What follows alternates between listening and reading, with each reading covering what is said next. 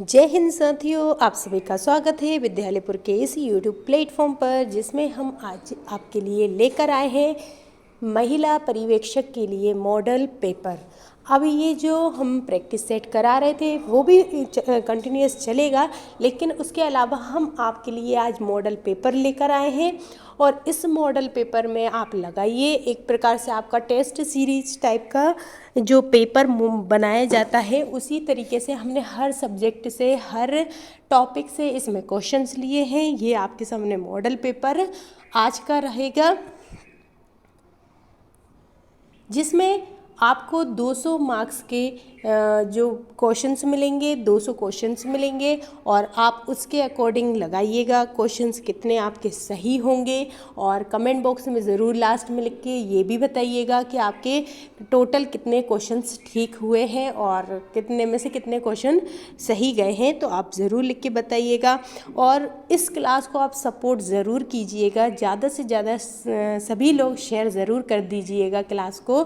आप लोग आजकल सपोर्ट नहीं करते हैं, हमारी क्लास को शेयर नहीं करते हैं, तो ये गलत बात है। आप लोग थोड़ा सपोर्ट कीजिए हमारे चैनल को और आप क्लास को शेयर ज़रूर कीजिएगा। इस क्लास को सबसे ज़्यादा शेयर ज़रूर कीजिएगा क्योंकि आज हम आपके लिए पूरा मॉडल पेपर बनाकर लेकर आए हैं और इस मॉडल पेपर में आपको हर एक टॉपिक से हर एक क्वेश्चन देखने को मिलेगा और हर जो आपका एग्ज़ाम में आता है वैसे ही क्वेश्चंस आपको इस मॉडल पेपर में देखने को मिलेंगे। इसकी मॉडल पेपर की आपको पीडीएफ भी हमारे टेलीग्राम चैनल पे हम ज़रूर दे देंगे, तो आप वहाँ से इसकी इधर से क्लास से देखिएगा, डिटेल में पढ़िएगा, देन आप इसको रीड करने के लिए भी हम आपको ये मॉडल पेपर ज़रूर दे देंगे। तो आप ज़रूर इस मॉडल पेपर को पूरा लगाइए और देखिए कि आपके कितने क्वेश्चंस ठीक हो रहे हैं। बस आपको करना क्या होगा, सभी लोग क्लास को सपोर्ट ज़रूर करेंगे, ज़्यादा से ज़्यादा क्लास को शेयर करेंगे। इस मॉडल पेपर की जो महा मैराथन क्लास लेकर आ रहे हैं हम, इसको ज़रूर आप सभी लोग शेयर ज़रूर कीजिएगा ज़्यादा से ज़्यादा। और क्वेश्चंस पसंद आए, क्लास पसंद आए तो लाइक भी कीजिएगा। और अभी तक किसी ने चैनल को सब्सक्राइब नहीं कर रखा है तो चैनल को सब्सक्राइब ज़रूर कर लीजिएगा। सभी लोग क्लास से ज़रूर जुड़ें, ज़्यादा से ज़्यादा शेयर ज़रूर कीजिएगा। और ये जो है, इसके अलावा हम जो प्रैक्टिस सेट करा रहे थे आपको, तो प्रैक्टिस सेट अभी तक आपके 6 प्रैक्टिस सेट कंप्लीट करवा दिए हैं हमने। और अभी तक अगर आपने जो भी हमसे आज न्यू जुड़े हैं उन्होंने अभी तक हमारे इन प्रैक्टिस सेट्स को नहीं देखे हैं, तो ज़रूर हमारे प्लेलिस्ट में जाइए और वहाँ से जो सेक्शन बना हुआ है टॉप 500 और टॉप 100 क्वेश्चंस का, जो महिला पर्यवेक्षक के लिए, उन दोनों सेक्शंस को आप ज़रूर देखिए। और दोनों सेक्शन को आप देखेंगे तो आप बिल्कुल आपके एग्ज़ाम में 180 प्लस क्वेश्चन ज़रूर आपका सही कर देंगे।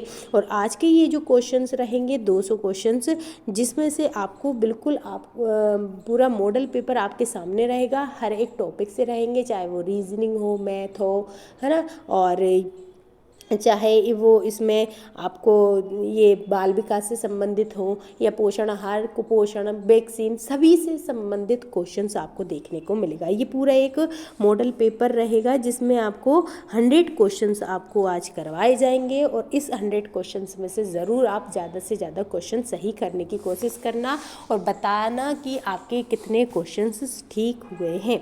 ठीक है, चलिए तो आज का हम पेपर स्टार्ट कर देते हैं। मॉडल पेपर आपको लगवाना स्टार्ट कर देते हैं, लेकिन सभी से एक बार रिक्वेस्ट है कि सभी लोग एक बार क्लास को शेयर ज़रूर कर दीजिए। सभी लोग एक बार, आप लोग क्लास शेयर नहीं कर रहे हैं, इसलिए प्लीज़ आप इस क्लास को ज़रूर सपोर्ट कीजिए। देखिए, हम बहुत मेहनत से आपके लिए ये मॉडल पेपर लेकर आए हैं और आप इसको ज़रूर सपोर्ट कीजिएगा। चलिए तो अब हमारा क्लास हम स्टार्ट कर देते हैं। आपका कोई टाइम नहीं लेंगे, कम टाइम में, कम से कम टाइम करेंगे हम और ज़्यादा से ज़्यादा क्वेश्चन आपको इस पेपर में हम दे देंगे। ठीक है, तो आपका जल्दी जल्दी हम करवा देंगे। चलिए तो पहला क्वेश्चन हम स्टार्ट कर देते हैं।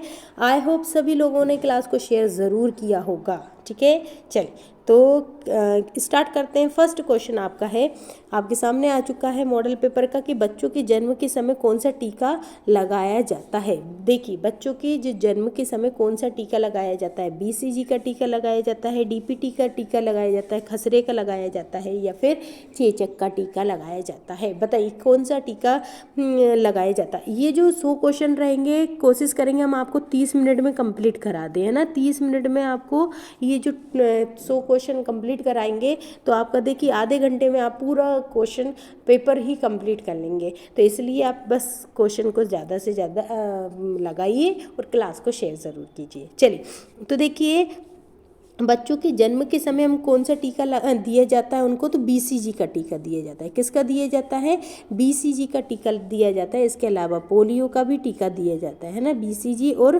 पोलियो का टीका दिया जाता है। तो राइट आंसर क्या हो जाएगा, BCG का टीका। ठीक है, चल नेक्स्ट क्वेश्चन देख लेते हैं। नेक्स्ट क्वेश्चन क्या है, सेकंड क्वेश्चन। हर एक क्वेश्चन का आप आंसर क्वेश्चन नंबर लिखेंगी, देन आप कमेंट्स में आंसर लिखेंगे। तो क्वेश्चन नंबर ज़रूर लिखकर आप क्वेश्चन मतलब आंसर लिखिएगा, ताकि हमको पता चले। और आपको अगर कोई भी डाउट है तो आप ज़रूर क्वेश्चन जो कमेंट बॉक्स है उसमें आप लिखकर बता दीजिएगा। हम वहीं कमेंट बॉक्स में बनेगा तो वहीं के वहीं हम आपको उसका आंसर दे देंगे। तो आप ज़रूर हमें कमेंट बॉक्स में अगर कोई डाउट है, कोई क्वेश्चन है, ज़रूर आप लिख दीजिएगा, वहीं आंसर आपको मिल जाएगा उसका। चलिए, सेकंड क्वेश्चन है कि चिकित्सक, विधिक, पुलिस, काउंसिल और आसरा आदि सुविधाएं भारत जो सरकार द्वारा एक केंद्र में दी जाती हैं, उस केंद्र को क्या कहते हैं। देखिए, एक ऐसा केंद्र जहाँ पर चिकित्सक सुविधाएं भी मिलती हैं, विधिक सुविधाएं भी मिलती, पुलिस सुविधाएं भी मिलती, काउंसलिंग सुविधा भी मिलती है, और रहने की जगह मतलब आसरा जो शेल्टर होते हैं वो भी मिलता है। तो ऐसे केंद्र को हम क्या कहते हैं, गरिमा कहते हैं, अपराजिता कहते हैं, नारी कहते हैं, या फिर महिला कहते हैं। तो राइट आंसर क्या हो जाएगा, ऐसे केंद्र को हम अपराजिता कहते हैं। क्या कहा जाता है, ऐसे केंद्रों को अपराजिता कहा जाता है। तो राइट आंसर क्या हो जाएगा, अपराजिता इसका राइट आंसर हो जाएगा। चलिए नेक्स्ट क्वेश्चन देख लेते हैं कि ICDS जो प्रोग्राम है ये कब से स्टार्ट हुआ था। ICDS प्रोग्राम कब से स्टार्ट हुआ है, 1973 से, 1975 से, 1974 से, या फिर 1976 से। तो ICDS का फुल फॉर्म क्या है, तो समेकित बाल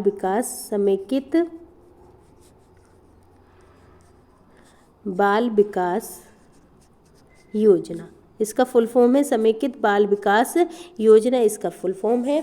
जिसमें आपको क्या, ये कब चालू हुआ था, तो 1975 में स्टार्ट हुआ था। कब हुआ था, 2 अक्टूबर 1975 को, 2 अक्टूबर 1975 को ये चालू किया गया था ICDS कार्यक्रम। ठीक है, चल नेक्स्ट क्वेश्चन देख लेते हैं। आपको जल्दी जल्दी से करा देंगे ताकि आपके पूरे 100 क्वेश्चन 30 मिनट में हो जाए और आपका टाइम भी बच जाए। ठीक है, चलिए कम टाइम में बस आपको करना क्या होगा, ज़्यादा से ज़्यादा क्लास को शेयर करना होगा, है ना। आप लोग क्लास को शेयर नहीं कर रहे हैं, गलत बात है, क्लास को शेयर ज़रूर कर दीजिएगा।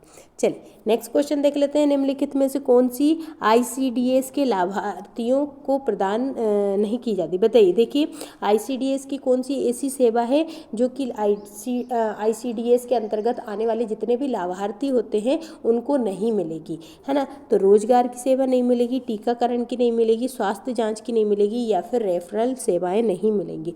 तो देखिए ICDS की जो सेवाएं होती हैं वो कौन कौन सी होती हैं, एक टीकाकरण होता है, जांच करना, स्वास्थ्य जांच करना, रेफरल सेवाएं देना, पोषण से संबंधित सेवाएं देना, ये सभी सेवाएं किसके अंतर्गत आती हैं, तो ICDS के अंतर्गत आती हैं। लेकिन रोजगार देना कोई ICDS का कार्य नहीं है। तो ICDS जो है वो रोजगार नहीं देता है। क्या नहीं देता है, रोजगार नहीं देता है। तो राइट आंसर क्या हो जाएगा, रोजगार इसका राइट आंसर हो जाएगा। चलिए नेक्स्ट क्वेश्चन देख लेते हैं कि प्रोटीन ऊर्जा कुपोषण का पहला सूचक है। देखिए प्रोटीन ऊर्जा कुपोषण का पहला सूचक है। देखिए जिसको PEM मतलब कि प्रोटीन एनर्जी मेल न्यूट्रिशन से पीड़ित बच्चा है, तो सबसे पहले उसमें क्या देखने को मिलेगा, त्वचा, उसकी त्वचा में परिवर्तन देखने को मिलेगा, बालों में परिवर्तन देखने को मिलेगा, उम्र के अनुसार अधिक वजन होना, या फिर उम्र के अनुसार कम वजन होना। बताइए क्या देखने को मिलता है।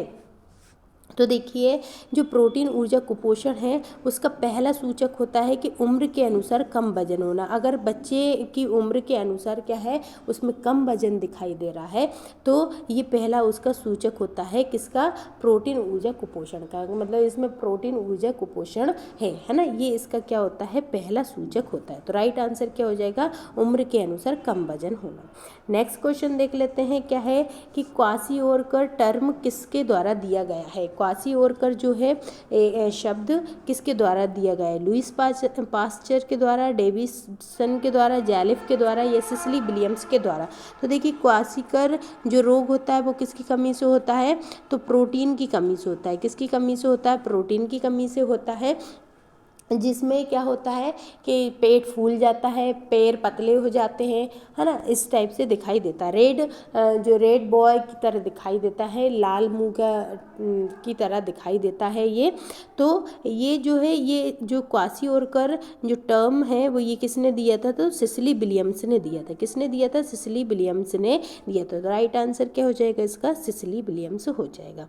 चलिए नेक्स्ट क्वेश्चन देख लेते हैं। 7वां नंबर क्वेश्चन है कि बच्चों में मांसपेशियों को गंभीर रूप से अपक्षय होते देखा जाता है। इसमें बताइए, किसमें जो है बच्चों में मांसपेशियों को गंभीर रूप से अपक्षय होता देखा जाएगा।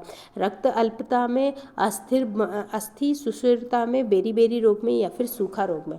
तो देखिए, इनमें से कौन सा रोग ऐसा है जिसमें बच्चों की मांसपेशियां जो होती हैं उनको बहुत ज़्यादा हानि होती है।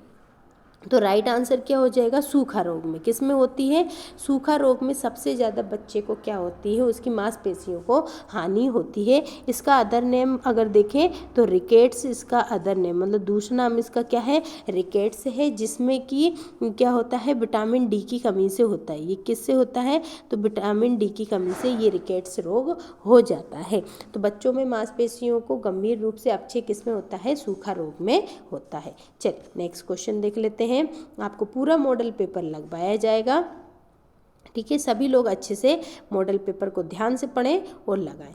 देखिए, बूफिंग कफ जो है वो किस डिसीज़, मतलब कि जो है प्राथमिक तौर पर किन लोगों को होती है, ठीक है। बूफिंग कफ मतलब कि काली खांसी जो है प्राथमिक तौर पर किन में सबसे ज़्यादा देखने को मिलती है, नवजात शिशु में देखने को, वृद्ध लोगों में देखने को मिलती, किशोरों में देखने को मिलती, या फिर वयस्कों में देखने को मिलती है। बताइए, जो काली खांसी है, काली खांसी रोग जो है किस में सबसे ज़्यादा देखने को मिलती है, बता। काली खांसी रोग जो है तो प्राथमिक तौर पर किस में देखने को मिलती है, तो नवजात शिशु में देखने को मिलती है। किस में देखने को मिलती है, नवजात शिशु में देखने को मिलती है। तो काली खांसी सबसे ज़्यादा किस में देखेगी, प्राथमिक तौर पर नवजात शिशु में देखी जाती है। और इस काली खांसी को पर्टूसिस भी कहा जाता है। क्या कहा जाता है, पर्टूसिस भी कहा जाता है, ठीक है। पर्टूसिस भी इसको कहा जाता है, आप इसको भी याद रखें। इसे बूफिंग कफ भी कहते हैं, पर्टूसिस भी कहा जाता है काली खांसी को। और ये है ना, नवजात शिशु में ज़्यादा देखने को मिलती है। चल नेक्स्ट देख लेते हैं 9वां नंबर क्वेश्चन कि इनमें से कौन सा संक्रामक रोग है। बताइए, इनमें से एक संक्रामक रोग कौन सा है, हाई ब्लड प्रेशर मतलब कि उच्च रक्तचाप, या टाइप 2 मधुमेह, या कैंसर, या फिर तपेदिक। बताइए कौन सा है जो संक्रामक रोग है, कौन सा है, इन्फेक्शन डिसीज़ कौन सी है इसमें से, बताइए। तो देखिए, उच्च रक्तचाप मतलब हाइपरटेंशन एक संक्रामक रोग नहीं है, कैंसर संक्रामक रोग नहीं है, और मधुमेह भी संक्रामक नहीं है। लेकिन तपेदिक मतलब ट्यूबरकुलोसिस जो टीबी जो होता है वो क्या होता है, एक संक्रामक रोग होता है। तो क्या होता है, ये टीबी जो है एक संक्रामक रोग है। चल नेक्स्ट देख लेते हैं। बताइए, जेनु बलगम जो होता है किसके परिणाम स्वरूप होता है। 2 प्रकार की डिसीज़ होती हैं, एक जेनु बेलम होती है, एक जेनु बलगम होता है। तो जेनु बलगम किसके परिणाम स्वरूप होगा, फ्लोराइड की विषाक्तता के कारण होगा, या मैग्नीज की अधिकता के कारण होगा, पोटेशियम की कमी के कारण होगा, या फिर आयोडीन की विषाक्तता के कारण होगा। बताइए कि जेनु बेलम जो है वो किसके कारण से होता है। अगर कोई भी आपको डाउट है कमेंट बॉक्स में लिखकर आप ज़रूर पूछ लीजिएगा, ठीक है। और अगर आपको क्वेश्चंस अच्छे लग रहे हो तो क्लास को लाइक करते हुए भी चलिएगा और क्लास को ज़्यादा से ज़्यादा शेयर करते हुए चलिएगा।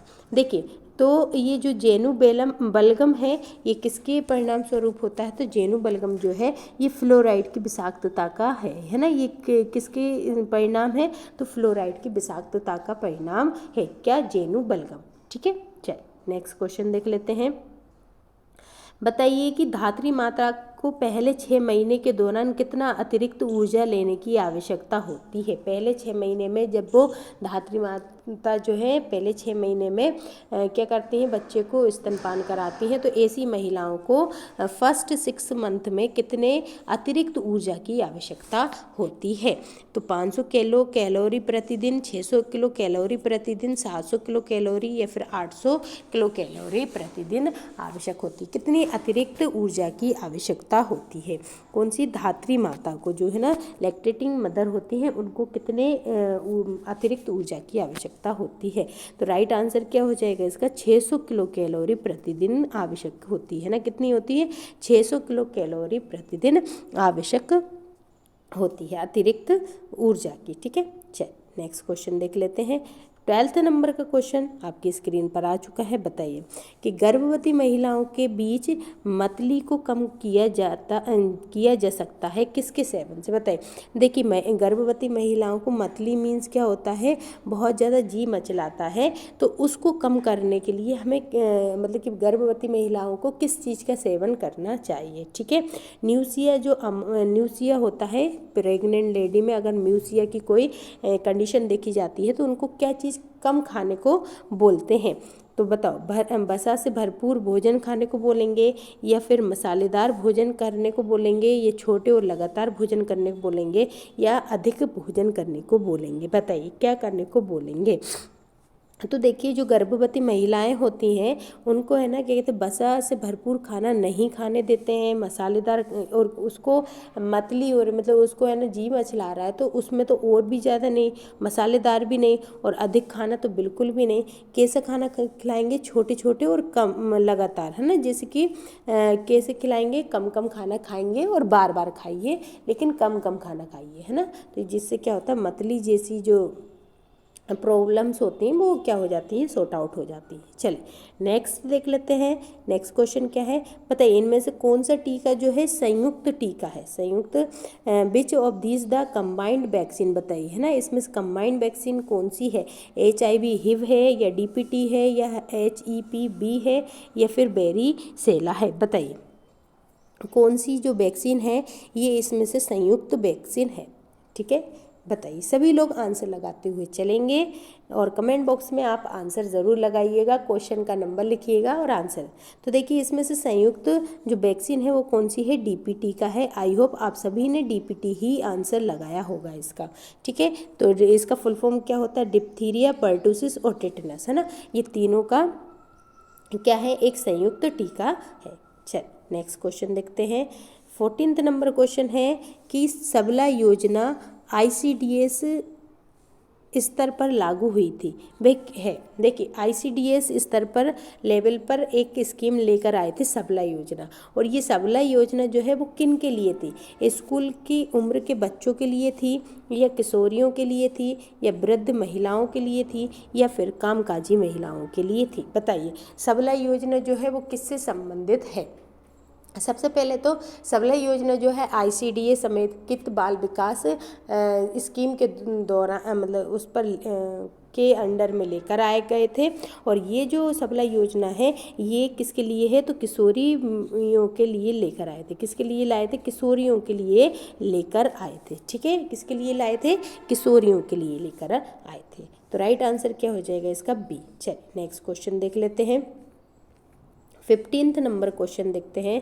15th नंबर क्वेश्चन बोल रहा है कि जो लाल रक्त कणिकाएं होती हैं उनकी जीवन अवधि किस पर डिपेंड होती है। देखिए इसमें है ना जो लाल रक्त कणिकाओं की जो RBCS है उसकी जीवन अवधि के बारे में बोल रहे हैं, है ना, RBCS की जीवन अवधि के बारे में बोल रहे हैं। देखिए जब प्रोटीन ऊर्जा कुपोषण हो जाता है तो RBCS की मात्रा बढ़ जाती है क्या, या फिर प्रोटीन ऊर्जा कुपोषण के समय अप्रभावित होती, मतलब कोई प्रभाव नहीं पड़ता है RBCS पे, या फिर प्रोटीन ऊर्जा कुपोषण के समय RBCS कम हो जाती हैं, या फिर सोडियम की कमी में बढ़ जाती हैं। बताइए क्या होता है। तो जो रेड ब्लड सेल्स होती हैं ये क्या इनकी जीवन अवधि जो रहती है वो कैसी होती है, तो जब प्रोटीन ऊर्जा कुपोषण होता है ना तो इनकी जीवन अवधि क्या हो जाती है, कम हो जाती है। तो याद रखें प्रोटीन ऊर्जा कुपोषण के समय RBCS की जीवन अवधि जो रहती है वो क्या हो जाती है, कम हो जाती है। तो राइट आंसर क्या हो जाएगा इसका, प्रोटीन ऊर्जा कुपोषण के समय RBCS की जीवन अवधि क्या हो जाएगी, कम हो जाएगी। चलिए नेक्स्ट क्वेश्चन देख लेते हैं। 16 नंबर क्वेश्चन है कि जिस मच्छर संक्रमित मच्छर के काटने से मलेरिया मानव से मानव में फैलता है वे कौन सा है। देखिए ऐसा मच्छर जिसके ऐसा संक्रमित मच्छर जो कि है ना काटेगा तो मानव से मानव में क्या होगा, मलेरिया फैलने के चांसेस बढ़ेंगे। तो वो कौन सा मच्छर है, एंडीज इजिप्टी मच्छर है, एंडीज अल्बोपिक्टस है, या फिर मादा एनाफिलीज है, या फिर क्यूलेक्स है। बताइए कौन सा मच्छर है जिसके काटने से मानव से मानव में क्या होती है, तो मानव से मानव में मलेरिया रोग फैलता है। तो राइट आंसर इसका क्या हो जाएगा, वो कौन सी हो जाएगी, तो मादा एनाफिलीज। कौन सी हो जाएगी, मादा एनाफिलीज जो रहती है, मादा एनाफिलीज ये क्या करती है, तो ये जो मलेरिया फैलाती है, किससे फैलाएगी, तो एक मानव से दूसरे मानव में ये क्या करती है, मलेरिया फैलाने का काम करती है। ठीक है, चल नेक्स्ट क्वेश्चन देख लेते हैं।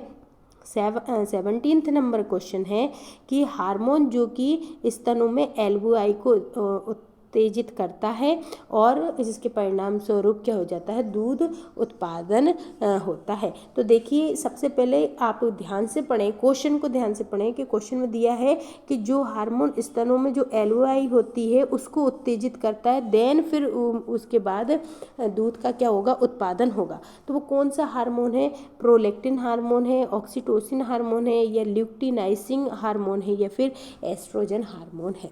तो देखिए अगर किसी ने भी ऑक्सीटोसिन हार्मोन लगाया इसका राइट आंसर, तो वो गलत हो जाएंगे। इसका राइट आंसर क्या हो जाएगा, प्रोलैक्टिन हार्मोन होता है। प्रोलैक्टिन हार्मोन क्या करता है, जो स्तनों में LVI होती है उसको उत्तेजित करता है, फिर वो LVI क्या करती हैं, दूध का उत्पादन करती हैं। ठीक है, दूध का निष्कासन नहीं, दूध का उत्पादन करती हैं। तो वो कौन सा हार्मोन हो जाएगा, प्रोलैक्टिन हार्मोन हो जाएगा। कौन सा हो जाएगा, प्रोलैक्टिन हार्मोन हो जाएगा। चलिए नेक्स्ट क्वेश्चन देख लेते हैं कि बताइए गर्भ अवस्था के दौरान किस पोषक तत्व की आवश्यकता दुगनी हो जाती है। बताइए कौन सा जो एक तत्व है जो कि गर्भ अवस्था के दौरान ज़्यादा लेने की आवश्यकता होती है। देखिए वैसे तो सभी जो है पोषक तत्व गर्भ अवस्था के दौरान एक निश्चित मात्रा में ज़्यादा लेने की आवश्यकता होती है, लेकिन इसमें पूछ रहा है कि दुगनी आवश्यकता किसकी होती है, जो पहले ले रहे हैं उससे दुगनी हो जाएगी। तो देखिए वो पोषक तत्व कौन सा है, तो लौह तत्व है। कौन सा है, लौह तत्व जो रहता है इसकी मात्रा क्या हो जाती है, आवश्यकता जो होती है वो दुगनी हो जाती है। ठीक है, गर्भ अवस्था के दौरान पोषक जो लौह तत्व है, आयरन है, इसकी मात्रा दुगनी मात्रा की आवश्यकता होती है। चल नेक्स्ट क्वेश्चन देख लेते हैं। नेक्स्ट क्वेश्चन क्या है, 19th नंबर क्वेश्चन है कि कुछ सब्जियों में उपस्थित ऑक्जेलेट निम्न में से किसके अवशोषण में बाधक होता है। बताइए किसके अवशोषण में बाधक होगा। कुछ सब्जियों में ऑक्जेलेट होता है, जैसे पालक में होगा, है ना, और टमाटर में होता है। तो ऑक्जेलेट एसिड ऑक्जेलेट जो होता है वो कौन सा पोषक तत्व है जिसके अवशोषण में ऑक्जेलेट बाधा डालेगा। तो आयरन में, या विटामिन डी में, या फिर आयोडीन में, या फिर सोडियम में। तो याद रखें आप, जो ऑक्जेलेट होता है, ऑक्जेलेट क्या करता है, आयरन के अवशोषण में बाधा डालता है। ऑक्जेलेट क्या करता है, लोह जो कि आयरन होता है उसकी मात्रा, उसके अवशोषण में क्या करता है, बाधा डालता है। तो राइट आंसर क्या हो जाएगा, आयरन। चलिए नेक्स्ट क्वेश्चन देख लेते हैं। नेक्स्ट क्वेश्चन है कि ऊर्जा उत्पन्न करने वाले 3 पोषक तत्व बताइए। जो ऊर्जा देते हैं, जिनको खाने से हमको ऊर्जा मिलेगी, एनर्जी मिलेगी, वो पोषक तत्व कौन से हैं? 3। तो विटामिन, प्रोटीन और खनिज है, या विटामिन, कार्बोज और वसा है, या फिर वसा, कार्बोज और प्रोटीन है, या फिर खनिज, विटामिन और कार्बोज है? बताइए क्या है राइट आंसर, क्या हो जाएगा? तो ऊर्जा उत्पन्न करने वाले पोषक तत्व कौन कौन से होते हैं? देखिए, एक है ना वसा होता, कार्बोहाइड्रेट होता है जो कि क्या करता है, एनर्जी देने का काम करता है। ठीक है, फिर एक वसा होता है जो एनर्जी देने का काम करता है। प्रोटीन होता है जो एनर्जी देने का काम होता है। लेकिन जो विटामिन्स होते हैं, विटामिन्स क्या करते हैं? तो विटामिन्स जो है वो क्या करेंगे, रोग से लड़ने की क्षमता बढ़ाएंगे, है ना। रोगों से लड़ने की क्षमता क्या करते हैं, क्षमता जो है उसको बढ़ाते हैं, है ना। रोगों से लड़ने की क्षमता को क्या करेंगे, बढ़ाने का काम करते हैं। तो लेकिन ये ऊर्जा नहीं देते, ये ऊर्जा नहीं देंगे। तो ऊर्जा नहीं देंगे तो ये क्या होगा, तो विटामिन तो इसमें भी है, विटामिन इसमें भी है और विटामिन इसमें भी। तो राइट आंसर हमारा क्या हो जाएगा, वसा, कार्बोज और प्रोटीन। क्या जाएगा, वसा, कार्बोज और प्रोटीन जो है ये क्या है, विटामिन ये क्या है, सभी ऊर्जा देने वाले पोषक तत्व हैं। ठीक है, चलिए नेक्स्ट क्वेश्चन देख लेते हैं।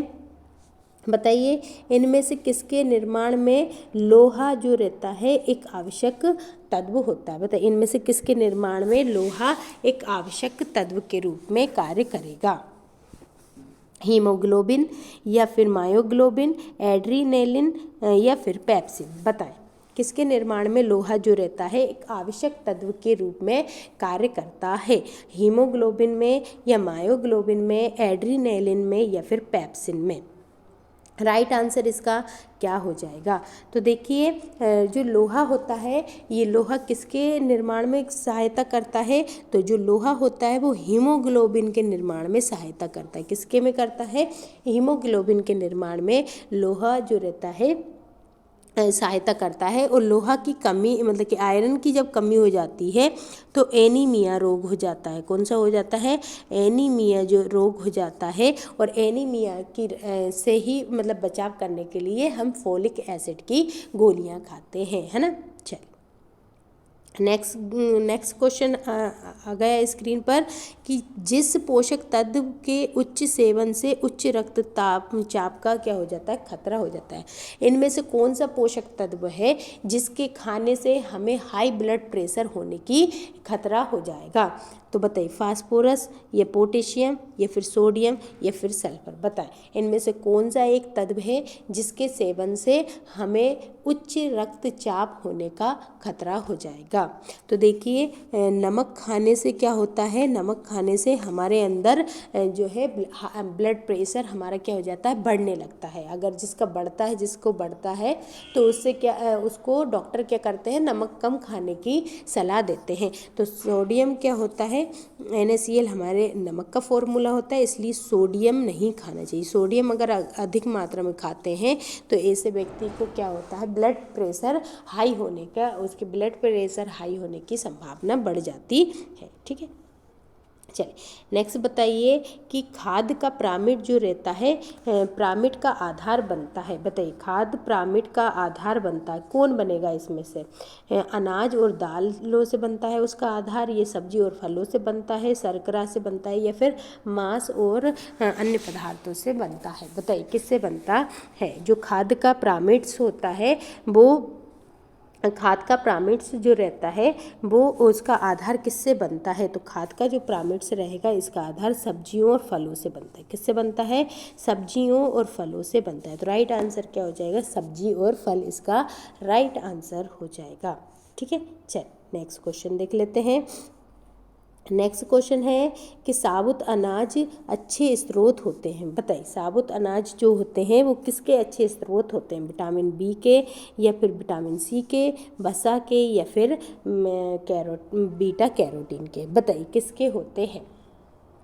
सभी लोग आंसर लगाते हुए चलेंगे, साथ साथ में क्लास को शेयर करते हुए चलेंगे।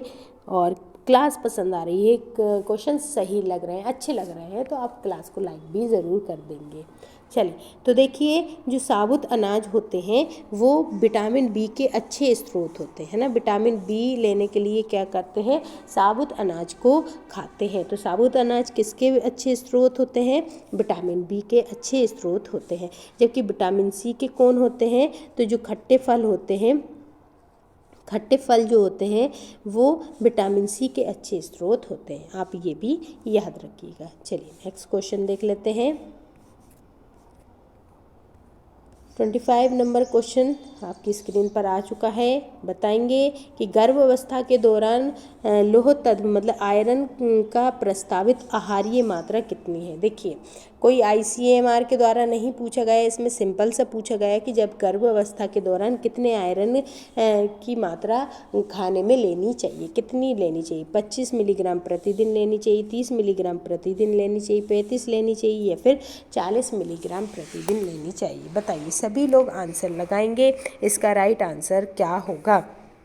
गर्भ अवस्था के दौरान जो लौह तत्व मतलब आयरन, कितने आयरन की आवश्यकता प्रतिदिन होती है।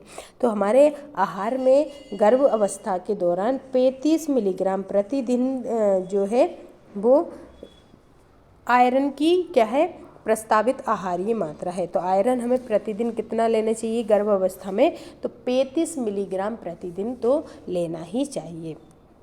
चलिए नेक्स्ट क्वेश्चन क्या है, 26वें नंबर का क्वेश्चन है कि गर्भ अवस्था में औसतन वजन की बढ़ोतरी होती है। बताइए कितनी औसतन मतलब 280 दिन में आपका जो भी एक गर्भवती महिला है उसका औसतन कितना वजन बढ़ सकता है।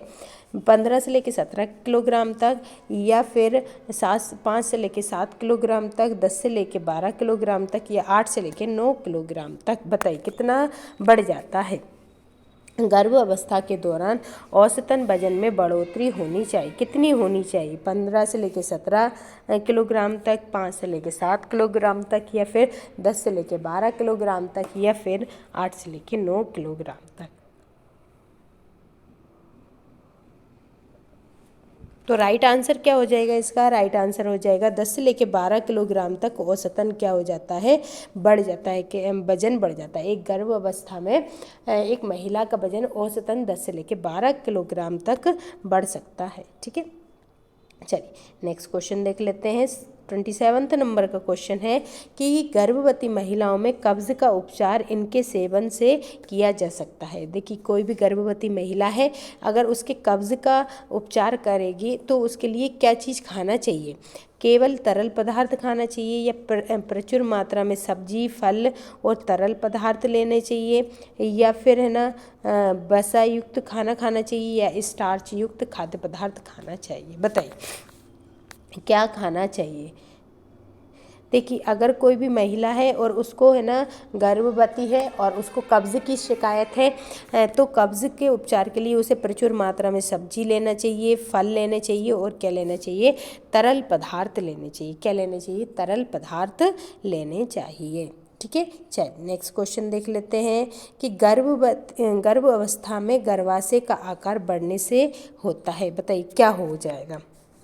अगर गर्भ अवस्था में यूटेरस का आकार क्या हो जाता है, बढ़ जाता है, तो उस कंडीशन में क्या होगा, अतिसार मतलब डायरिया हो जाएगा, या फिर फीवर आ जाएगा, बुखार आ जाएगा, या फिर जलन या एसिडिटी हो जाती है, या फिर तेज सिर दर्द हो जाता है। बताइए क्या हो जाता है।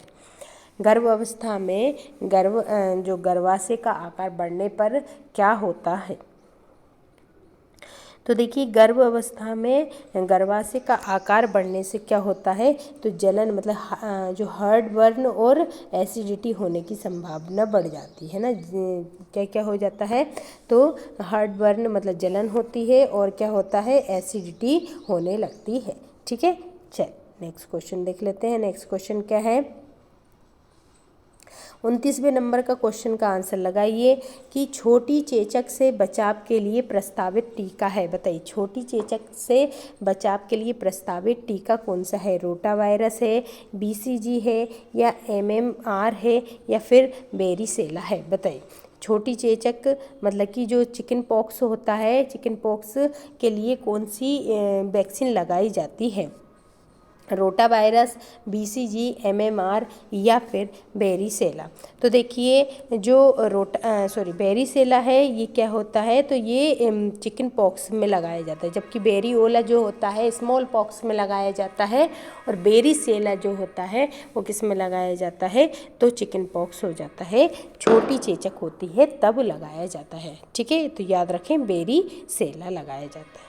नेक्स्ट क्वेश्चन देख लेते हैं कि MMR की वैक्सीन को प्रस्तावित किया जाता है किसकी रोकथाम के लिए, बताइए। MMR जो रहता है, MMR जिसे मीज़ल्स, मम्स और रुबेला कहते हैं, इसका फुल फॉर्म होता है मीज़ल्स, मम्स और रुबेला। ठीक है, तो इसकी वैक्सीन जो रहती है वो किसकी रोकथाम के लिए लगेगी, खसरा के लिए लगेगी, मलेरिया के लिए, निमोनिया के लिए या पोलियो के लिए, बताइए। MMR vaccine is recommended to prevent measles, malaria, pneumonia या पोलियो। तो राइट आंसर इसका क्या हो जाएगा, तो ये किसके लिए लगाई जाती है, तो ये खसरे के लिए लगाई जाती है। किसके लिए लगाई जाती है, खसरे मतलब कि मीज़ल्स की रोकथाम के लिए लगाई जाती है। तो देखिए आपके 1 से लेकर 30 तक के क्वेश्चन कंप्लीट करवा दिए हैं। अब बताइए आपके 1 से लेकर 30 तक में कितने क्वेश्चन आपके सही हुए हैं, बताएं। सभी लोग कमेंट बॉक्स में लिखकर बताएंगे 1 to 30 में आपके कितने क्वेश्चंस सही हुए हैं। और क्लास को सभी लोग एक बार, जितने भी लोग क्लास देख रहे हैं सभी लोग एक बार क्लास को शेयर ज़रूर कर दीजिएगा। और क्वेश्चन का लेवल देखिए आप, कितना अच्छा क्वेश्चन के लेवल लेकर आए हम। तो इसके क्वेश्चंस अगर आपको अच्छे लग रहे हैं तो क्लास को लाइक भी कर दीजिएगा, और चैनल को सब्सक्राइब नहीं कर रखा है चैनल को सब्सक्राइब भी कर लीजिएगा। बताइए तो कितने, आई होप सभी ने अपने अपने आंसर लिख दिए होंगे कि 1 to 30 में उनके कितने क्वेश्चन सही हो गए हैं। चलिए नेक्स्ट क्वेश्चन देख लेते हैं। नेक्स्ट क्वेश्चन क्या है, चलिए नेक्स्ट क्वेश्चन देख लेते हैं। नेक्स्ट क्वेश्चन क्या है, अब अगला टारगेट आपका रहेगा 61 से लेके 90 तक का क्वेश्चन। अब बताइएगा 61 से 90 तक में आपके कितने क्वेश्चन सही हुए हैं। ठीक है, चलिए देख लीजिए कि हमने 1 से लेके 30 तक आपके क्वेश्चन 30 मिनट के अंदर अंदर करा दिए हैं, और अगले क्वेश्चन जो हैं वो भी 30 मिनट के अंदर अंदर हम आपको करा देंगे। आपका ज़्यादा टाइम नहीं लेंगे और आपका पूरा मॉडल पेपर कंप्लीट हो जाएगा, और आप सभी लोग बताएंगे कि आपके कितने क्वेश्चन सही हुए हैं। ठीक है, चलिए अब दूसरा हमारा टारगेट स्टार्ट हो गया। पहला क्वेश्चन उसका ये है कि अनुक्रम जिसमें वृद्धि शरीर के केंद्र से शुरू होती है और बहिर की ओर जो बहिर्वाह की ओर बढ़ जाती है, बताइए कौन सा अनुक्रम है जिसमें शरीर की जो वृद्धि रहेगी वो केंद्र से चालू होके और बाहर की ओर जाएगी। तो मस्ताधोमुखी क्रम कहेंगे इसको, निकट दूर क्रम कहेंगे, या फिर दूर क्रम कहेंगे, या फिर गतिशीलता क्रम कहेंगे, बताइए किसको कहेंगे। कौन सा अनुक्रम होगा जिसमें ये वृद्धि केंद्र से शुरू होकर और बहिर्वाह की ओर बढ़ती है। तो देखिए ऐसा अनुक्रम कौन सा अनुक्रम कहलाता है, तो मस्ताधोमुखी क्रम कहलाता है। क्या कहलाता है, मस्ताधोमुखी क्रम कहलाता है। राइट आंसर क्या हो जाएगा, मस्ताधोमुखी क्रम कहा जाता है, जिसमें क्या होता है वृद्धि शरीर के केंद्र से शुरू होती है और कहाँ पर चली जाती है, बाहर की ओर चली जाती है, केंद्र से चालू होकर बाहर की ओर जाती है। ठीक है, चलिए नेक्स्ट क्वेश्चन देख लेते हैं।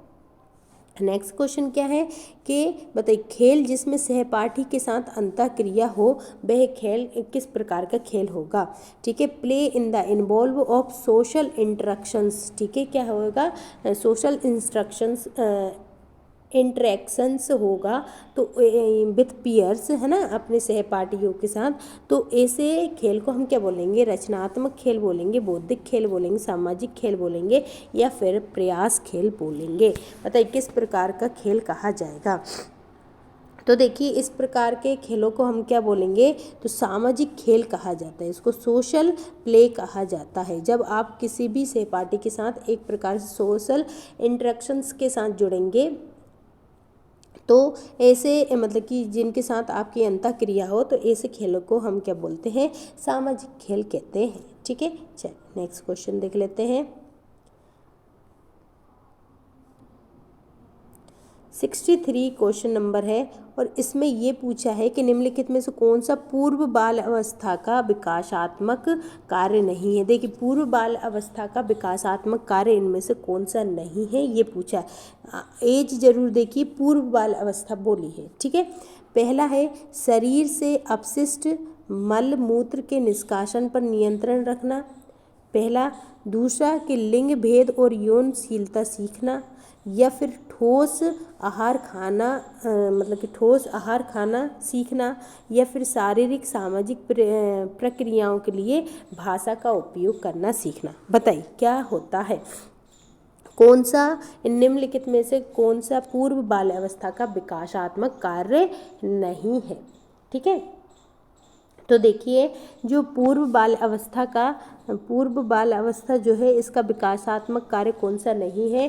तो देखिए कौन कौन से हैं, तो शरीर से अपशिष्ट मतलब मल मूत्र जो निकालते हैं उस पर नियंत्रण करना सीख जाते हैं बच्चे, बिल्कुल सही है। ठीक है, ठोस आहार को खाना सीख जाते हैं बच्चे, ये भी सही है। सामाजिक और शारीरिक प्रतिक्रियाओं के लिए भाषा का उपयोग करना भी सीख जाते हैं। लेकिन जो लिंग भेद और यौनशीलता सीखना ये इनकी एज का नहीं है। तो पूर्व बाल्य अवस्था में बच्चा लिंग भेद करना नहीं सीखता है, यौनशीलता नहीं सीखता है। तो राइट आंसर क्या हो जाएगा, इसका बी हो जाएगा। चलिए नेक्स्ट क्वेश्चन देख लेते हैं। फिर से क्वेश्चन आ गया है कि निम्नलिखित में से कौन सा वृद्धि एवं विकास के सिद्धांत में से एक नहीं है। फिर किसे नहीं पूछा है कि इसमें वृद्धि और विकास का सिद्धांत इनमें से कौन सा नहीं है। ठीक है, बताइए विशिष्ट से सामान्य की ओर विकास करना, या विकास के सभी आयामों में पारस्परिक संबंध रखना, या निरंतरता सीखना, या फिर विकास बहुआयामी होता है। बताइए इनमें से राइट आंसर क्या हो जाएगा। सभी लोग आंसर लगाते हुए चलेंगे कि इसका राइट आंसर क्या हो जाएगा। निम्नलिखित में से कौन सा वृद्धि एवं विकास के सिद्धांतों में से नहीं है। तो देखिए वृद्धि और विकास का सिद्धांत बिल्कुल विकास बहुआयामी होना चाहिए, बिल्कुल सही है। ठीक है, मल्टी डायमेंशनल होता है। ठीक, निरंतर चलने वाला सिद्धांत होता है, बिल्कुल कॉन्टिन्यूअस प्रोसेस होती है ये। तीसरा है विकास के सभी आयामों में पारस्परिक संबंध होता है, बिल्कुल होता है। सभी जो कॉम्युलेटिव होते हैं मतलब एक दूसरे से जुड़े हुए रहते हैं। लेकिन विकास कभी विशिष्ट से सामान्य की ओर नहीं जाता है, जबकि सामान्य से विशिष्ट की ओर जाता है। तो राइट आंसर क्या हो जाएगा, जो विशिष्ट से सामान्य की ओर विकास लिखा है ये गलत है। ये कैसा होता है, सामान्य से विशिष्ट की ओर जाता है। ठीक है, चल नेक्स्ट क्वेश्चन देखते हैं। नेक्स्ट क्वेश्चन क्या है, 65 नंबर क्वेश्चन आपकी स्क्रीन पर आ चुका है। सभी लोग आंसर लगाएंगे और याद रखेंगे कि 61 से 90 तक के बीच का बताना है कि इसमें से कितने मार्क्स आएंगे आपके, है ना। चलिए 65 नंबर क्वेश्चन है कि पियाजे के संज्ञानात्मक विकास के सिद्धांत की पहली अवस्था को क्या कहते हैं, जिसमें बालक अपनी इंद्रियों एवं मांसपेशी गतिविधियों द्वारा युक्तियां बनाता है। बताइए देखिए क्वेश्चन क्या दिया है कि पियाजे की संज्ञानात्मक विकास सिद्धांत की पहली अवस्था को क्या कहेंगे, जिसमें देखिए पहली अवस्था नहीं पूछ रहा है, वो ये पूछ रहा है कि जिसमें बालक अपनी इंद्रियों और मांसपेशी गतिविधियों के द्वारा युक्तियाँ मतलब स्कीम्स बनाने लगता है, वो पहली कौन सी वाली अवस्था है। तो बताइए औपचारिक संक्रियात्मक अवस्था है, मूर्त संक्रियात्मक अवस्था है, पूर्व संक्रियात्मक अवस्था है, या फिर संवेदी संक्रियात्मक अवस्था है। बताइए कौन सी अवस्था है जिसमें बच्चा इंद्रियां और मांसपेशी गतिविधियों द्वारा युक्तियां करना स्टार्ट कर देता है। तो देखिए वो अवस्था कौन सी कहलाएगी, तो वो पूर्व संक्रियात्मक अवस्था कहलाती। कौन सी कहलाती है, पूर्व संक्रियात्मक अवस्था कहलाती है। ठीक है, राइट आंसर क्या हो जाएगा, पूर्व संक्रियात्मक अवस्था इसका राइट आंसर हो जाएगा। चलिएगा नेक्स्ट क्वेश्चन देखते हैं कि निम्नलिखित में से कौन सी जन्म के पूर्व की विकास अवस्था नहीं है। बताइए इनमें से जन्म से पूर्व मतलब हमारा जन्म नहीं होता उससे पहले कौन कौन सी अवस्थाएं होती हैं, और इनमें से एक अवस्था है जो जन्म से पहले की अवस्था नहीं है, वो कौन सी है। भ्रूण अवस्था मतलब कि फैटल स्टेज नहीं है, या डिम्ब अवस्था मतलब एम्ब्रियोनिक स्टेज नहीं है, या जीव उत्पत्ति अवस्था, या फिर बीजावस्था। बताइए कौन सी अवस्था जो है वो जन्म से पूर्व की विकास की अवस्था नहीं है। तो देखिए जन्म से पूर्व की अवस्था कौन कौन सी होती है। भ्रूण अवस्था होती है, बिल्कुल फेटल स्टेज होता है ना। डिंब अवस्था होती है, बीजावस्था होती है, लेकिन जीव उत्पत्ति अवस्था नहीं होती है। कौन सी नहीं होती है? जीव उत्पत्ति अवस्था नहीं होती है। तो राइट आंसर क्या हो जाएगा? जीव उत्पत्ति अवस्था इसका राइट आंसर हो जाएगा। चलिए नेक्स्ट क्वेश्चन देख लेते हैं।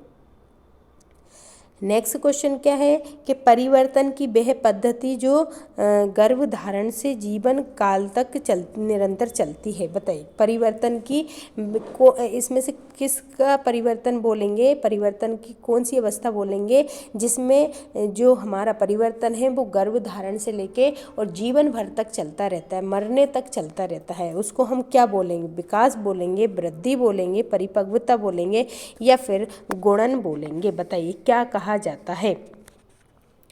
परिवर्तन की कौन सी पद्धति जिसमें है ना गर्भधारण से लेके जीवन काल तक हमारा क्या होता है, मतलब निरंतर जो चलती रहती है। तो देखिए जीवन गर्भधारण से और जीवन काल तक वृद्धि बिल्कुल नहीं चलती। वृद्धि एक एज में आके रुक जाती है, परिपक्वता भी एक एज में आके रुक जाती है, गुणन भी रुक जाता है, लेकिन विकास जो होता है वो निरंतर चलता रहता है। जब तक हम मरते नहीं हैं तब तक हमारे अंदर क्या होता रहता है? विकास होता रहता है। तो राइट आंसर इसका क्या हो जाएगा? विकास इसका राइट आंसर हो जाएगा।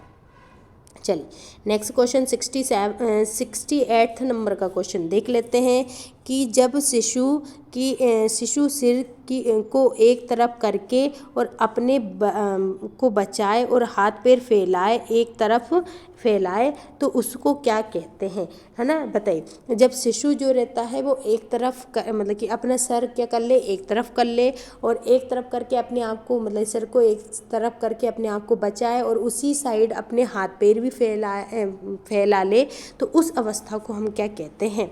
मोरो अनुक्रिया कहते हैं, टॉनिक अनुक्रिया कहते हैं, पाँव के तलवे की सहज अनुक्रिया कहते हैं या फिर रूटिंग अभिक्रिया कहते हैं? बताइए क्या कहा जाता है? तो देखिए जब शिशु सिर को एक तरफ करता है और अपने को बचाए और हाथ पैर फैलाए, एक ही साइड फैलाए, तो ऐसी अवस्था को हम कौन सी अवस्था कहते हैं? तो टॉनिक अनुक्रिया कहते हैं। क्या कहा जाता है इसको? टॉनिक अनुक्रिया कहा जाता है। राइट आंसर क्या हो जाएगा इसका? राइट आंसर हो जाएगा टॉनिक अभिक्रिया कहा जाता है। चलिए नेक्स्ट क्वेश्चन देख लेते हैं। नेक्स्ट क्वेश्चन क्या है? 69 नंबर का क्वेश्चन है। बताइए सभी लोग आंसर लगाते हुए साथ साथ चलेंगे। बताइए कि एक छोटी नली जिसके आगे उजाले के स्रोत हों और जब उसे गर्भाशय में डाला जाता है तो गर्भ के अंग और मुंह की खराबी पकड़ने के तरीके को क्या कहते हैं? देखिए एक ऐसी जांच के बारे में बोल रहा है, ऐसी तकनीक के बारे में बोल रहा है जिसमें एक छोटी नली होती है जिसके आगे की साइड पे क्या होता है? थोड़ा सा उजाले के लिए एक बल्ब जैसा लगा हुआ रहता है और उस जो नली रहती है उसको जब गर्भाशय में डाला जाता है तो गर्भाशय के अंदर के पूरे अंगों के बारे में पता चलता है, उनकी जांच होती है और गर्भाशय के मुंह की जांच होती है। तो अब इस तकनीक को हम क्या कहते हैं? एमनियोसेंटेसिस कहा जाता है या अल्ट्रासाउंड कहा जाता है या फिर फीटोसोफी कहा जाता है या मात्र खून जांच कहा जाता है? बताइए इसको क्या कहा जाएगा? बताइए कौन सी तकनीक होती है जिसमें क्या होता है? एक छोटी नली के आगे उजाला लगा होता है और उसे गर्भाशय में डालते हैं तो उसमें गर्भाशय के अंग और मुंह की जांच होती है। तो इस तकनीक को हम फीटोसोफी कहते हैं। क्या कहा जाता है इस तकनीक को? फीटोसोफी कहा जाता है। क्या कहा जाता है इस तकनीक को? फीटोसोफी कहा जाता है। तो राइट आंसर क्या हो जाएगा? फीटोसोफी। ठीक है। चलिए नेक्स्ट क्वेश्चन देख लेते हैं। नेक्स्ट क्वेश्चन क्या है कि कोशिका की आंतरिक परत है जो कि डिंब अवस्था अवधि के दौरान विकसित होती है। बताइए इनमें से कौन सी कोशिका की आंतरिक परत होगी जिसका विकास जो है वो डिंब अवस्था में होता है? तो ट्रोपोब्लास्ट, ब्लास्टोसिस या फिर एंडोसिस्ट या फिर एम्ब्रियोब्लास्ट? बताइए किसकी अवस्था जो कोशिका की आंतरिक अवस्था जो होती है कोशिका की आंतरिक परत जो कि है ना क्या कहते हैं डिम्ब अवस्था में विकसित होती है, वो आंतरिक परत कौन सी कहलाती है? तो वो कहलाती है ब्लास्टोसिस। कौन सी अवस्था कौन सी अवधि कहलाएगी? तो ब्लास्टोसिस अवधि कहलाती है। ठीक है, ब्लास्टोसिस कोशिका की आंतरिक परत होती है और ये डिम्ब अवस्था में क्या होती है? विकसित होती है। तो राइट आंसर क्या हो जाएगा? ब्लास्टोसिस। चलिए नेक्स्ट क्वेश्चन देखते हैं कि मानसिक प्रकाशन का उपयोग करने की क्षमता जिसमें बच्चे ने अर्थ जोड़ दिया हो तो वो क्या कहलाता है? देखिए, अगर कोई भी बच्चे की मानसिक प्रकाशन का उपयोग करना है और उसकी क्षमता का पता लगाते हैं तो उस और किस तरीके की, जिसमें उसने है ना क्या करते हैं कि अर्थ जोड़ दिए हों, कि दो चीज़ों के क्या हो मीनिंग अटैच कर दिए हों, और उस मानसिक प्रकाशन की अगर आपको मतलब किसी भी बच्चे का जो एबिलिटी होती है, मेंटल रिप्रेजेंटेशन होता है, उसका उपयोग करके अगर कोई बच्चा अर्थों को जोड़कर एक मतलब अर्थों को जोड़ने की क्षमता उसके अंदर विकसित हो जाए तो ये किस प्रकार का उसका विकास कहा जाएगा? तो प्रतीकात्मक कहा जाएगा, या स्थान जनित कहा जाएगा, या संकरण कहा जाएगा, या फिर संरक्षण कहा जाएगा, या फिर संक्रियाएं कहा जाएगा? बताइए किस प्रकार का एबिलिटी कहा जाएगी? तो देखिए प्रतीकात्मक एबिलिटी कहा जाता है। इसको क्या कहा जाता है? प्रतीकात्मक एबिलिटी या प्रतीकात्मक कार्य कहा जाता है। ठीक है, चलिए नेक्स्ट क्वेश्चन देख लेते हैं। नेक्स्ट क्वेश्चन क्या है कि परार्थवादी व्यवहार होता है। बताइए परार्थवादी व्यवहार हम किसको कहेंगे? ऐसा व्यवहार जिसमें है ना दूसरों को नुकसान होता हो, या फिर ऐसा व्यवहार जिसमें दूसरों का फ़ायदा किया जाता हो, या ऐसा व्यवहार जिसमें दूसरों से इनाम की उम्मीद की जा रही हो, या ऐसा व्यवहार जो स्वार्थी हो, ठीक है, खुद के बारे में ही सोचता हो? बताइए कैसा व्यवहार होता है? जो एलोस्टिक व्यवहार जो होता है वो किस टाइप का होता है? परार्थवादी व्यवहार किस प्रकार का होता है? तो जो परार्थवादी व्यवहार जो होता है वो किस प्रकार का होता है? जिसमें वह दूसरों का फायदे के बारे में सोचता है, तो ऐसे व्यवहार को हम परार्थवादी व्यवहार कहते हैं। ऐसे व्यवहार को हम क्या कहते हैं? परार्थवादी व्यवहार कहा जाता है, जिसमें दूसरों का फायदा देखा जाता हो। ठीक है, चल नेक्स्ट क्वेश्चन देख लेते हैं। 73वें नंबर का क्वेश्चन है कि 4 साल की सलोनी अपनी माँ से कहती है कि उसकी गुड़िया खेलने के लिए नहीं आ सकती क्योंकि वह बीमार है। तो इस वाक्य में सलोनी की कौन सी सोच का पता चलता है? देखिए, जब हम किसी भी निर्जीव चीज़ को सजीव करके बताते हैं तो क्या हो जाता है, ऐसी प्रक्रिया को हम क्या बोलते हैं, मतलब ऐसी सोच को हम क्या बोलते हैं? तो देखिए सलोनी ने उसकी जो मम्मी है उससे क्या बोला कि उसकी जो गुड़िया थी, मतलब जो निर्जीव गुड़िया है, वो खेलने नहीं आएगी क्योंकि वो बीमार है। मतलब कि उसकी नज़र में वो जो सलोनी है उसकी नज़र में उसकी गुड़िया कैसी है? जीवित गुड़िया है ना। तो वो निर्जीव को क्या कर रही है? जीवित बता रही है।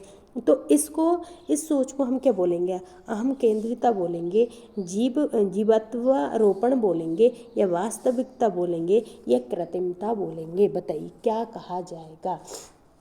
इस सोच को क्या कहा जाएगा? तो देखिए राइट आंसर क्या हो जाएगा? इस सोच को हम क्या बोलेंगे? तो इस सोच को हम जीवत्वारोपण कहा जाएगा। क्या कहा जाएगा? जीवत्वा एनिमिज्म कहा जाता है। इसको क्या कहा जाता है?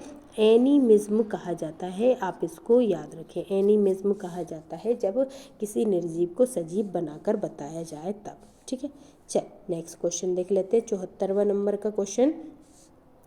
74वें नंबर का क्वेश्चन है, वे प्रक्रिया जिसके द्वारा बच्चा सीखने के बाद नए शब्द के अर्थ अवशोषित करता हो, बताएं वो क्या कहलाएगा? व्याकरण और वाक्य रचना कहेंगे, फास्ट मैपिंग कहेंगे, सामाजिक वाणी कहेंगे, या फिर निजी वाणी कहेंगे? बताइए वह प्रक्रिया जिसमें क्या करता है? बच्चा सीखने के बाद नए शब्द का अर्थ अवशोषित कर लेता है। तो ऐसे देखिए कोई भी बच्चा है अगर कुछ चीज़ सीख रहा है, ठीक है, और उसके बाद वो खुद से ही नए शब्दों का अर्थ निकालने लग जाए, अवशोषित करने लग जाए, ऐसे बच्चे को फास्ट मैपिंग कहते हैं। ऐसे अवशोषण को हम क्या कहते हैं? फास्ट मैपिंग कहा जाता है। क्या कहा जाता है? ऐसे अवशोषण को फास्ट मैपिंग कहा जाता है। ठीक है, चल नेक्स्ट क्वेश्चन देख लेते हैं। नेक्स्ट क्वेश्चन 75 नंबर क्वेश्चन है कि एक बच्चा अपने खिलौने को चादर के अंदर छुपा देता है, ठीक है, और ये सोचता है कि कोई भी उसके खिलौने नहीं देख सकता है क्योंकि वह उससे भी नहीं दिख रहा है। तो ये किस प्रकार की सोच होगी, बताइए किस प्रकार की सोच होती है। देखिए जब कोई भी बच्चा है, अगर उसको ऐसा फील हो कि ये चीज़ मुझे नहीं दिख रही है तो अब ये किसी को भी नहीं दिखेगी, तो उस प्रकार की जो सोच होती है ना, वो किस प्रकार की सोच कहलाती है, मूर्त सोच कहलाती है, अमूर्त कहलाती है, केंद्रीकृत कहलाती है, या फिर आत्म केंद्रित कहलाती है। बताइए किस प्रकार की कहलाती है। जब बच्चे को ऐसा लगने लगे कि जो चीज़ उसने छुपा दी है तो अब वो छुपी हुई चीज़ उसको भी नहीं दिख रही, तो मतलब वो किसी को भी नहीं दिखेगी, तो ऐसी सोच को हम कौन सी सोच बोलते हैं, तो ऐसी सोच को हम मूर्त सोच बोलते हैं। क्या कहा जाता है इसको, मूर्त सोच बोलते हैं, मतलब कॉन्क्रिएट थिंकिंग बोला जाता है इसको। क्या कहा जाता है, कॉन्क्रिएट थिंकिंग कहा जाता है। क्लास को अभी तक अगर आपने शेयर नहीं किया है तो प्लीज़ सभी लोग क्लास को एक बार शेयर ज़रूर कर दीजिए। जितने भी लोग क्लास को देख रहे हैं क्लास को शेयर भी कीजिए, क्लास को लाइक भी कीजिए, और चैनल अभी तक आपने सब्सक्राइब नहीं कर रखा है तो चैनल को प्लीज़ सब्सक्राइब ज़रूर कर लीजिएगा। चलिए नेक्स्ट क्वेश्चन देख लेते हैं 76वें नंबर का क्वेश्चन कि शेषवा अवस्था की क्रिया जिसमें बालक अवसर से वंचित मतलब वांछित घटना उत्पन्न करना और पहले आविष्कृत करने को कहते हैं। बताइए कौन सी अवस्था में, देखिए कौन सी प्रतिक्रिया होगी शेषवा अवस्था में जिसमें बालक क्या करता है, अवसर से वांछित घटना उत्पन्न कर देता है। कोई भी अवसर मिले उनसे वांछित घटना उत्पन्न करेगा और फिर उससे पहले आविष्कृत करने को क्या बोला जाता है, तो युक्ति बोला जाता है, चक्रीय प्रतिक्रिया या तृतीय प्रतिक्रिया या फिर मानसिक सामुच्य। तो देखिए ऐसी प्रतिक्रिया को हम क्या कहते हैं, तो तृतीयक प्रतिक्रिया कहते हैं। इसको क्या कहा जाता है, तृतीयक प्रतिक्रिया कहा जाता है। ठीक है, चलिए नेक्स्ट क्वेश्चन देख लेते हैं। नेक्स्ट क्वेश्चन क्या है 77वें नंबर का क्वेश्चन कि जो मस्तिष्क का वह क्षेत्र जो आयतन का 80% हिस्सा है और जो भाषा और सोच के विकास में महत्वपूर्ण योगदान निभाता है, उस को हम क्या कहते हैं, उस क्षेत्र को क्या कहेंगे, तो सेरिब्रल कॉर्टेक्स कहेंगे, मेड्यूला कहेंगे, सेरिब्रल लोब कहेंगे या फिर सेरिबेलम कहेंगे। बताइए क्या कहा जाएगा। मस्तिष्क का वह क्षेत्र जिसका आयतन क्या हो 80% होता है और भाषा और सोच का विकास में महत्वपूर्ण योगदान निभाता है, उसको क्या बोला जाएगा, सेरिब्रल कॉर्टेक्स कहा जाता है। सेरिब्रल कॉर्टेक्स कहा जाता है। ठीक है, इसको क्या बोला जाएगा, तो सेरिब्रल कॉर्टेक्स कहा जाता है। राइट आंसर क्या हो जाएगा, सेरिब्रल कॉर्टेक्स हो जाता है। ठीक है, चल नेक्स्ट क्वेश्चन देख लेते हैं।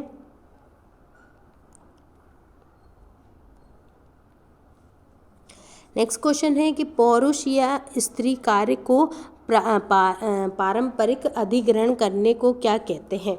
जो पुरुष और स्त्रीलिंग जो कार्य को करने पर पारंपरिक अधिग्रहण करने को क्या कहते हैं। देखिए अगर कोई पुरुष है वो स्त्री का कार्य कर रहा है और स्त्री है जो पुरुष का कार्य कर रही है, तो उसको हम क्या बोलेंगे, बताइए उसको क्या कहा जाएगा। लिंग अभिजान कहा जाएगा, लिंग कार्य कहा जाएगा, लिंग टाइपिंग कहा जाएगा या पुरुष स्त्री लिंगता कहा जाएगा। बताइए क्या कहा जाएगा। तो देखिए जब पुरुष या फिर स्त्री कार्य को पारंपरिक अधिग्रहण करने को हम क्या कहते हैं, तो ऐसी प्रक्रिया को हम क्या कहते हैं, तो लिंग टाइपिंग कहा जाता है। क्या कहा जाता है, लिंग टाइपिंग कहा जाता है। राइट आंसर इसका क्या हो जाएगा, लिंग टाइपिंग इसका राइट आंसर हो जाएगा। चलिए नेक्स्ट क्वेश्चन देख लेते हैं। 79 नंबर का क्वेश्चन आपकी स्क्रीन पर आ गया है कि एक अनुमति जो हम अपने श्रेय और धारणा को संयुक्त करते हैं। बताइए क्या कहा जाता है, बताइए क्या कहा जाता है। तो देखिए एक अनुमति जो अपने श्रेय और धारणा से को संयुक्त करते हैं वो आत्म प्रत्यय कहलाएगा, आत्मसम्मान या आत्मबोध या फिर आत्मविश्वास। बताइए क्या कहा जाता है। तो ऐसे को हम क्या कहते हैं, इसी धारणा को या इसको संयुक्त करने को कौन सी अनुमति कहते हैं? तो आत्मसम्मान कहा जाता है। क्या कहा जाता है? इसको आत्मसम्मान अनुमति कहा जाता है। तो आत्मसम्मान एक ऐसी अनुमति होती है जिसमें हम अपने श्रेय और अपनी धारणा को क्या करते हैं? संयुक्त करते हैं। ठीक है, चलो नेक्स्ट देखते हैं। नेक्स्ट क्वेश्चन क्या है? 80 नंबर का क्वेश्चन क्या है? आपकी स्क्रीन पर आ चुका है कि निम्नलिखित में से कौन सा पूर्व बाल अवस्था के दौरान भाषा का विकास नहीं है? पूर्व बाल अवस्था के दौरान भाषा का विकास इनमें से कौन सा नहीं है? ठीक है, बताइए। वाणी एवं शब्दावली में विकास, या फिर मौखिक अभिव्यक्ति का विकास, या सुनने की क्षमता का विकास, या फिर भाषा अनुसरण करने की क्षमता का विकास? बताइए, इसमें भाषा के विकास में पूछ रहा है कि भाषा के विकास में इनमें से कौन सा एक जो है वो भाषा के विकास से संबंधित नहीं है? तो देखिए, इनमें से कौन सा एक भाषा संबंधित विकास नहीं है? तो देखिए, वाणी और शब्दावली का विकास बिल्कुल भाषा विकास से संबंधित है। ठीक है, फिर मौखिक अभिव्यक्ति का विकास, ये भी भाषा से संबंधित ही विकास है। ठीक है, और भाषा अनुसरण करने की क्षमता का विकास भी भाषा विकास से संबंधित है। लेकिन सुनने की क्षमता का विकास जो है वो भाषा विकास से संबंधित नहीं है। तो सुनने की क्षमता का विकास जो है भाषा विकास से संबंधित नहीं है। ठीक है, चलो नेक्स्ट क्वेश्चन देख लेते हैं। नेक्स्ट क्वेश्चन क्या है? तो 81 नंबर का क्वेश्चन आपकी स्क्रीन पर आ चुका है। सभी लोग आंसर लगाएंगे, क्लास को ज़्यादा से ज़्यादा शेयर करेंगे। ठीक है, चलिए क्वेश्चन है, निम्नलिखित में से बालक की कौन सी संज्ञानात्मक क्षमता पियाजे के द्वारा दी गई पूर्व संक्रियात्मक अवस्था की शुरुआत को दर्शाता है? बताएं, निम्नलिखित में से कौन सा बालक की संज्ञानात्मक क्षमता है जो कि पियाजे के द्वारा दी गई है और ये पूर्व संक्रियात्मक अवस्था की सोच को बताता है? तो संकेतात्मक सोच की क्षमता, या लक्ष्य की ओर निर्देशित व्यवहार की क्षमता, या दूसरों के नज़रिए को समझ पाने की क्षमता, या अकेंद्रीकृत सोच की क्षमता? बताइए, राइट आंसर इसका क्या हो जाएगा? देखिए, पियाजे की जो पूर्व संक्रियात्मक अवस्था जो है वो किस प्रकार की अवस्था मानी जाती है? तो संकेतात्मक सोच की क्षमता मानी जाती है उसको, है ना। उसमें किस प्रकार की क्षमता होती है? संकेतात्मक सोच की क्षमता होती है। राइट आंसर इसका क्या हो जाएगा? राइट आंसर इसका संकेतात्मक सोच की क्षमता। चल 82 नंबर क्वेश्चन देख लेते हैं। सभी लोग बताएंगे कि आपके 61 से 90 तक में कितने आंसर आपके ठीक हुए थे। पहले आपने बताया था 1 से लेकर 30 तक में कितने आंसर ठीक हुए थे। अब आपको बताना है 61 से लेकर और 90 तक में कितने आंसर आपके ठीक हुए हैं और टोटल आपके कितने क्वेश्चन ठीक हुए हैं। ठीक है, और क्वेश्चन कैसे लगे बताइए। चलिए नेक्स्ट क्वेश्चन देख लेते हैं। 82 नंबर के पर्यावरणीय एजेंट के लिए प्रयुक्त टर्म जो प्रसव पूर्व अवधि के में नुकसान पहुंचाता है। देखिए, एक पर्यावरणीय एजेंट है जिसके लिए एक टर्म यूज़ किया जाता है जो क्या करता है? प्रसव पूर्व अवधि में नुकसान पहुंचाता है। उसको हम क्या कहते हैं? टेराटोजेंस कहेंगे, या माता का आहार, या न्यूरॉन्स, या फिर माता का भावात्मक तनाव? राइट आंसर इसका क्या हो जाएगा? सभी लोग लगाएंगे।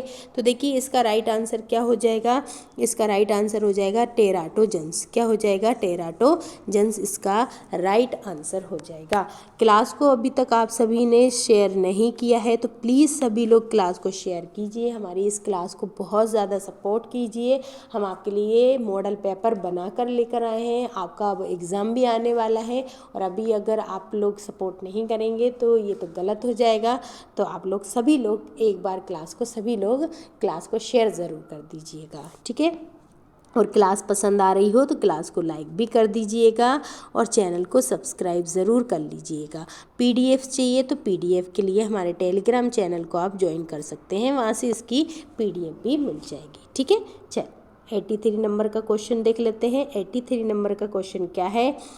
तो 83 नंबर क्वेश्चन है कि एक मिनट देखिए, फैंटेसी प्ले, ड्रामेटिक प्ले और काल्पनिक नाटक का दूसरा नाम क्या है? फैंटेसी प्ले, ड्रामेटिक प्ले और कल्पनाशील इमेजिनेटिव प्ले जो होता है, इनका अदर नेम भी क्या कहा जा सकता है? तो दिखावा करना मतलब प्रीटेंड प्ले खेल बोल सकते हैं, या रचनात्मक खेल बोलेंगे, कार्यात्मक बोलेंगे, या फिर समानांतर खेल कहेंगे। बताइए इसको क्या कहा जा सकता है? Fantasy play, dramatic matic play या कल्पनाशील नाटक को हम और क्या कह सकते हैं? तो इसको हम और क्या कह सकते हैं? तो इसको हम दिखावा करना या फिर प्रीटेंड प्ले भी कहा जाता है। क्या? दिखावा करना या फिर प्रीटेंड खेल भी इसको कहा जा सकता है। चलिए नेक्स्ट क्वेश्चन देखते हैं। 85 नंबर क्वेश्चन देख लेते हैं क्या है। तो 84 नंबर क्वेश्चन है कि स्केल से जो नवजात के शरीर की अवस्था, पल्स, गतिविधि और श्वसन मापने का प्रयोग करते हैं, तो उसको क्या कहेंगे? बताइए किस स्केल से एक नवजात बच्चा है उसकी शारीरिक अवस्था को मापा जाता है, उसकी पल्स गतिविधियों को चेक किया जाता है, श्वसन को मापा जाता है, उस स्केल का नाम क्या है?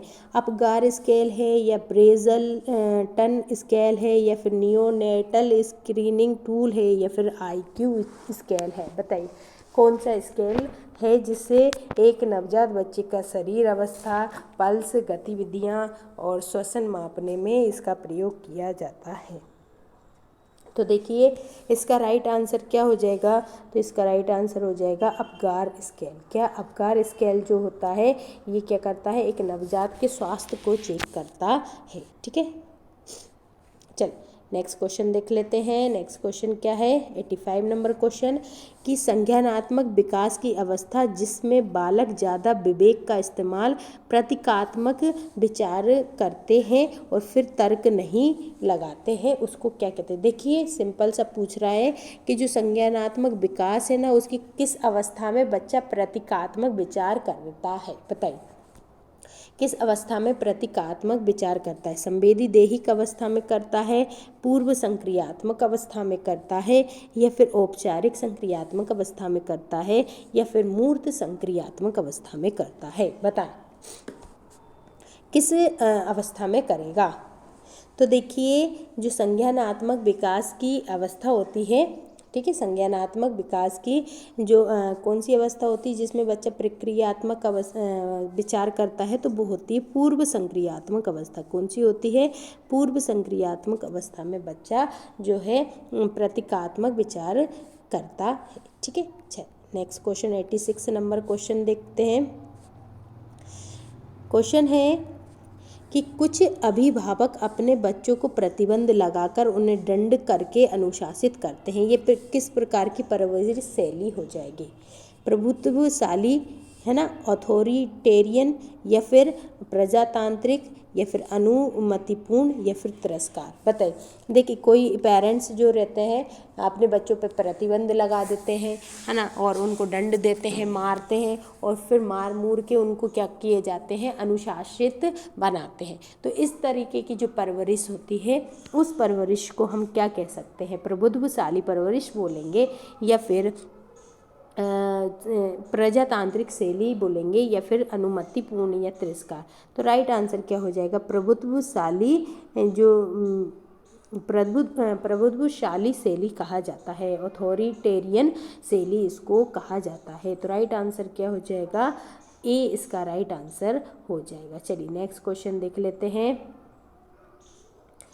नेक्स्ट क्वेश्चन क्या है? 87 नंबर क्वेश्चन। तो 87 नंबर क्वेश्चन है कि आत्मचेतन संवेग जो दूसरे साल में आते हैं, कुछ संज्ञानात्मक विकास पर निर्भर करते हैं, उनको क्या कहते हैं? देखिए जो आत्मचेतन संवेग जो रहते हैं वो कब आते हैं? तो दूसरे साल में आते हैं। कब आते हैं? दूसरे साल में आते हैं। और ये संवेग जो रहते हैं वो संज्ञानात्मक विकास पर निर्भर करते हैं। जैसे जैसे उसका सृजनशील बढ़ती जाएगी, आत्मचेतन संवेग उसके अंदर ज़्यादा से ज़्यादा आते जाएंगे। तो ये किस प्रकार के संवेग कहलाएंगे? प्राथमिक संवेग या संवेगी कहलाएंगे, द्वितीयक संवेग या फिर तृतीयक संवेग? बताइए किस प्रकार के संवेग कहा जाएगा? तो देखिए, जो आत्म चेतन संवेग होते हैं, जो ये कब आते हैं, तो इन संवेगों को हम द्वितीयक संवेग कहते हैं। क्या कहा जाता है इनको? द्वितीयक संवेग कहा जाता है। आत्म चेतन संवेग को हम द्वितीयक संवेग भी कहते हैं। तो राइट आंसर क्या हो जाएगा इसका? द्वितीयक संवेग इसका राइट आंसर हो जाएगा। चलिए नेक्स्ट क्वेश्चन देखते हैं। 88 नंबर का क्वेश्चन आ गया है आपकी स्क्रीन पे। बताइए कि डिंब की बाह्य चर्म परत किससे बनती है? बताइए। डिंब जो रहता है, डिंब के बाह्य चर्म परत से बनता है। क्या बनता है? Ectoderm layer of embryo form. बताइए, एक्टोडर्म जो एम्ब्रियो का एक्टोडर्म होता है वो क्या बनाता है? पाचन तंत्र, परिसंचरण तंत्र, या कंकाल तंत्र, या फिर नाड़ी तंत्र? बताइए क्या बनाता है? तो देखिए, एक्टोडर्म जो एम्ब्रियो की एक्टोडर्म है, मतलब कि डिंब की जो बाहरी चर्म है, वो क्या बनाती है? तो नाड़ी तंत्र बनाती है, मतलब कि नर्वस सिस्टम बनाती। क्या बनाती है? नर्वस सिस्टम बनाती है। राइट आंसर क्या हो जाएगा? नर्वस सिस्टम बनाती है। ठीक है, तो जो एम्ब्रियो की बाहर एक्टोडर्म होती है वो क्या बनाती है? तो वो उसकी नर्वस सिस्टम बनाती, नाड़ी तंत्र बनाती है। ठीक है, चलिए नेक्स्ट क्वेश्चन देखते हैं कि अबगार किसके लिए यूज़ किया जाता है? अबगार स्केल अभी थोड़ी देर पहले क्वेश्चन आया था, आप बताएंगे कि इसका राइट आंसर क्या हो जाएगा। कि जो अबगार स्केल है, अबगार मापी जो है, उसका उपयोग कब किया जाता है? जब गर्भ अवस्था में बच्चे के विकास का आंकलन करने के लिए करते हैं, या नए जन्मे बच्चे का रिफ्लेक्सेस या प्रतिवर्त को सही तरीके से काम कर रहा है इस या नहीं, इसका आंकलन करने के लिए करते हैं, या माँ के प्रति बच्चे की ममता का स्तर देखने के लिए करते हैं, या जन्म के बाद बच्चे के स्वास्थ्य का आंकलन करने के लिए किया जाता है? बताएं। सभी लोग बताएंगे कि इसका राइट आंसर क्या हो जाएगा। तो इसका राइट आंसर हो जाएगा, अबगार स्केल का उपयोग कब करते हैं? जब बच्चे के जन्म के बाद उसका अगर स्वास्थ्य आकलन करना रहता है, स्वास्थ्य की जांच करनी रहती है, उसके लिए अबगार स्केल का उपयोग किया जाता है। ठीक है, कब किया जाता है? जब बच्चे के जन्म के बाद उसके स्वास्थ्य की जाँच करने के लिए अबगार स्केल का उपयोग किया जाता है। चलिए 90 नंबर का क्वेश्चन आ चुका है, और सभी लोग 61 से 90 के बीच जो 30 क्वेश्चन है उसमें से कितने क्वेश्चन आपने ठीक किए हैं, अब आप कमेंट बॉक्स में लिखकर बताएंगे। तो जितने भी बच्चे देख रहे हैं सभी लोग बताएंगे कि 61 से लेकर 90 तक के जो 30 क्वेश्चन है उसमें से आपके कितने सही हुए।